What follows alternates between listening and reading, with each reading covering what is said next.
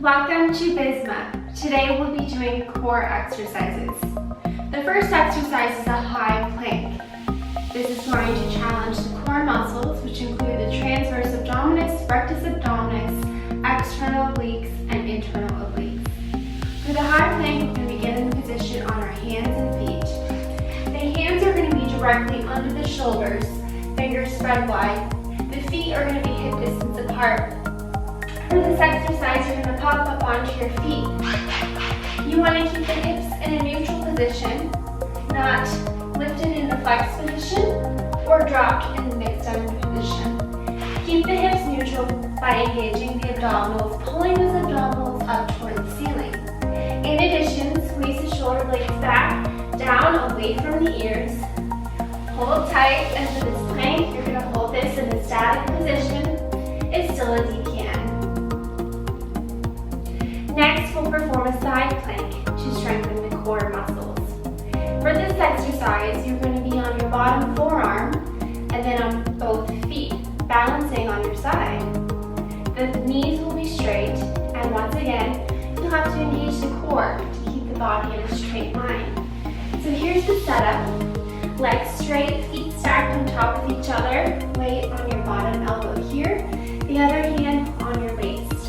When you're ready, you're going to lift the hips up off the ground, keeping the body in a straight line all the way from head to toe. You'll have to fire those glutes to keep the hips lifted as opposed to dropping, pulling the belly button toward the spine to keep the abdominals engaged. Keep the shoulders rolled back and your gaze is just directly in front of you. This is a static hold, so hold still here. Next, we'll perform the Superman. This exercise also works the core in addition to many of our back extensors, traps, and hip extensors in the glutes. For this exercise, we're going to begin on our stomach, like so. The arms are going to be reaching overhead. Legs are going to be straight behind you, hip distance apart.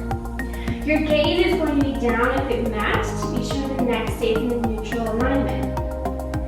For this exercise, we're going to lift both the arms and the legs up off the mat and hold isometrically for 10 seconds. So here's what it looks like. Arms and legs lift. We're staying looking down at the mat. Squeezing the glutes to get the thighs up off the mat. We're also reaching the arms to the ceiling without shrugging the shoulders. So pull the shoulder blades down into your back pocket. 10-second hold is the goal. And then relax down. Let's now perform a Russian twist. This exercise also works the core, but specifically those oblique muscles. You want to grab a dumbbell or some sort of weight, hold it in both hands right in front of your stomach. Now, the setup for this exercise, you're going to shift your weight back into your sits bones, lift the legs off the ground. The legs are bent at 90 degrees. Feet hovering above the ground. Roll the shoulders back, keep your gaze straight in front of you. Here's the action. You're going to twist the dumbbell or the weight toward one side, tapping the ground, and then reverse and tap to the other side. Continuously switching directions, going left to right. You're going to feel this working those arms as well since they're having to hold the weight, specifically the bicep muscles. Your goal is to keep the legs fairly still. You don't want the legs shifting side to side. Keep those directly in front of you, squeezing the thighs together, engaging those inner thighs. Next is a bridge. The bridge exercise is great at working the core in addition to the posterior chain, which includes those glutes and hamstrings in the back of the legs. For the bridge, you're going to begin lying on your back, feet hip distance apart, arms down at your side, relaxing the head on the ground. To begin this exercise, I want you to push through the heels as you lift the hips up toward the ceiling, squeezing the glutes as much as you can here at the top. Make sure you go high enough to where the hips are now in line with the shoulders and the knees.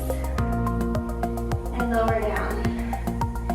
As you perform this this exercise, your core is working to keep the hips level. You don't want to let one hip be higher than the other. Keep the hips level, core engaged,